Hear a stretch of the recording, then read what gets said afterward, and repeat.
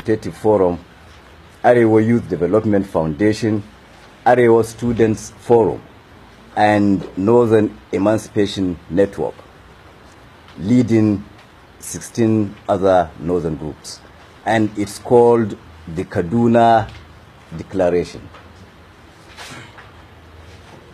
And we read it now. The preamble is: the persistence for the actualization of Biafra by the unruly Igbo of southeastern Nigeria has lately assumed another alarming twist, which involved the forceful lockdown of activities and denial of other people's right to free movement in the southeast by the rebel indigenous people of Biafra and its overt and covert sponsors. This latest action and similar confrontational conducts, which amount to a brutal encroachment on the rights of those termed as non-indigenous people residing and doing lawful businesses in those areas illegally demarcated and defined as Biafra by the Igbo, are downright unacceptable and shall no longer be tolerated. Persistent Igbo threat to national integration, the above-named pan-northern groups met with several others and reviewed the current position of the North and jointly came up with the following observations. A. Number one is Igbo provocation. A. The Igbo people of the Southeast, without remorse for the carnage they wrought on the nation in the 1960s, are today boldly reliving those sinister intentions connoted by the Biafran agitation that led to the very first bloody insurrection in Nigeria's history. B. Emboldened by the apparent indifference of the Nigerian authorities, the Igbo secessionist tendency is widening in scope and action at every stage, with adverse effects on the law-abiding people of other regions residing in or passing through the East, while the Igbo leaders and elders, by their utterances and direct action or inaction, appear to support and encourage it. This is happening irrespective of the undisputable fact that, one, the Igbos have done and are doing more damage to our collective nationhood than any other ethnic group, being responsible for the first violent interference with democracy in Nigeria, resulting in a prolonged counterproductive chain of military dictatorship. Two, the Igbos similarly orchestrated the first and so far the only civil war in Nigeria that consumed millions of lives and sowed the seed of the current mutual suspicion and distrust. Three, the Igbos are also responsible for Nigeria's cultural and moral degeneracy, with their notorious involvement in all kinds of crimes, including international networking for drug and human trafficking, violent robberies and kidnappings, high-profile prostitution, and advanced financial fraud. 4. At the peak of the devastating Boko Haram violence in some parts of the north, available records show that the Igbo people have variously been apprehended while attempting to convey caches of dangerous arms and ammunition to the troubled regions. 5. There are today sufficient reasons to suspect that some Igbos masquerade as Fulani herdsmen to commit violent atrocities across the country in order to cause and spread ethnic disaffection. 6. It is also on record that since the inception of the current democratic dispensation, the Igbos have shown and maintained open contempt and resentment for the collective decision expressed by majority of Nigerians at various stages via generally acceptable democratic processes. Then there is the factor of the docile northern response. A. While these provocative acts of aggression persist and grow in dimension with each new move, leaders of the North, whose people are at the receiving end of the threats, appear helplessly unperturbed. B. rather than endorsing a concise framework for preemptive action to protect and safeguard the interests of the North and its people, leaders of the region at every stage tend to seek the cover of a flimsy and long discarded excuse of having fought in the 60s to keep Nigeria united. C. Without pursuing a resolute action plan, these northern leaders have adopted and been dragging its people into a pitifully pacifist position in order to sustain an elusive national cohesion that has long been ridiculed by the Igbos. Our stand. 1. From today, June the 6th, 2017, when this proclamation is signed, the North, a critical player in the Nigerian project, hereby declares that it will no longer be disposed to coexisting with the Igbos and shall take definite steps to end the partnership by pulling out of the current federal arrangement. 2. This conclusion is necessitated by the realization that it since ceased to be comfortable or safe to continue sharing the same country with the ungrateful and cultured Igbos who have exhibited reckless disrespect for the other federating units and stained the integrity of the entire nation with their insatiable criminal obsessions. 3.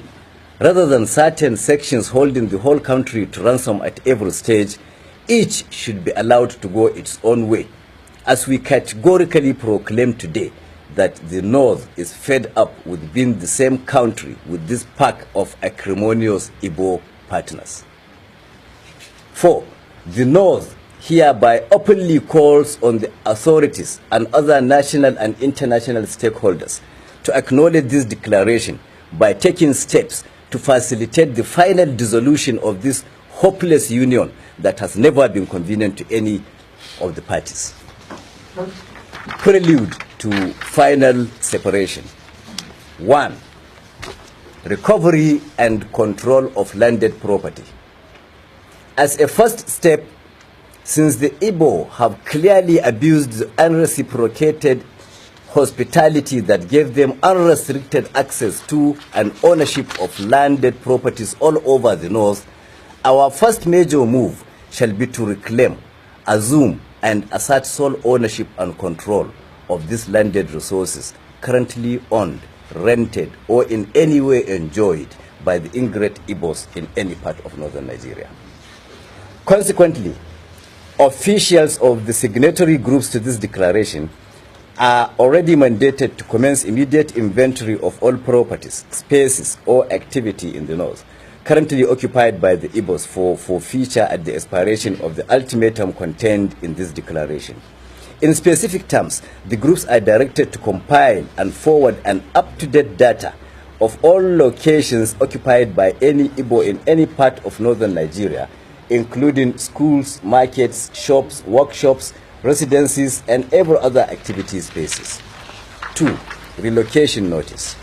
Secondly, with the effective date of this declaration, which is today, Tuesday, June the 6th, 2017, all Igbos currently residing in any part of northern Nigeria are hereby served notice to relocate within 3 months, and all northerners residing in the east are advised likewise. 3. Enforcement.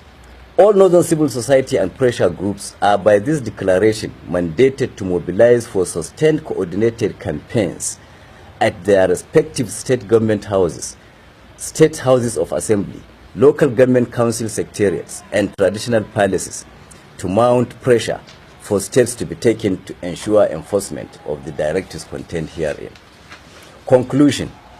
In conclusion, we are hereby placing the northern authorities, the Nigerian authorities, and the entire nation on notice that as from the 1st October 2017, we shall commence the implementation of visible actions to prove to the whole world that we are no longer part of any federal union that should do with the Igbos.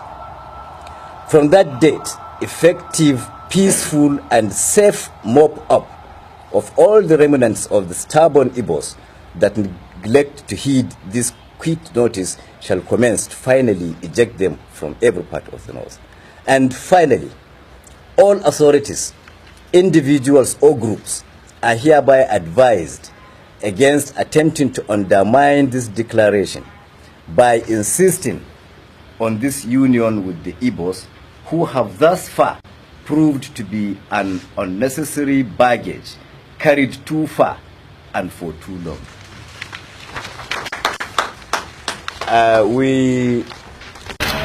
His Excellency Ambassador Chitima Yarima and the House of Services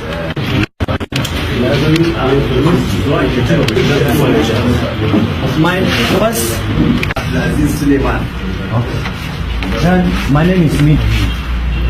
Because of what you just said, earlier you said 16 northern groups. We know as northern to enforce your faith after 3 months. Everybody must be at the high table. We have others, even continue introducing again, maybe that will satisfy you. But so far so good, we have over 9 people, like you said, or 10 people. The timing, we don't decide that we don't want to take your approach manner so that you go back and begin to produce your news in time. So we don't need to also seek the advice of people who are also doing their own business. Sometimes, 2014, during the conference by all northern organizations, they went on their own, they end up making mockery of what. Don't see us working together. We are independent-minded, young people. Young is on our own. Let the person open up and address friends that what we are looking for a means of making a progress. Then somebody sit behind and sit down inside a complicated system that has taken us to where we are today. Then you expect us to go back to the same failed generations and begin to seek for an opinion. This is obtained during the days of our founding fathers. It will no longer be business as consciousness, awareness. It's not a mission we expect to execute today. We are willing and we will go to logical conclusion. We are tired of this unholy marriage. Nobody can hold this country to ransom. That's why we continue deciding the fate of Nigeria. Why should it be so? It wasn't obtained during the days of within their regions, within states. This is not federal system of government. This is madness. People cannot hold those governors. Let us see those lazy states that cannot be productive on their own. Then we will begin to know what to do next with them. But with this, where people just fold their hand and go to central government, then military hold you to ransom and call you all sorts of nonsense names, forgetting that even before the invent of the oil, the North was there. We produced a lot and we did well. We take the burden of the country. But today, in the history, nobody reflect and remind themselves of this madness that happened in the past. Oftentimes when they talk about the oil. We cannot continue. It's a burden together, staying together. We are also saying we are not begging anybody to remain as part of the country. If you don't even go, we are willing. We want to go on our own separately.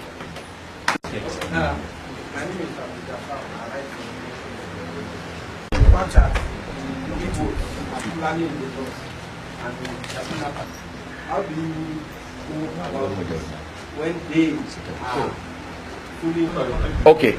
Yeah, I understand I find it interesting. Is that not criminal? Are you not visiting one injustice? To also come up with an addendum.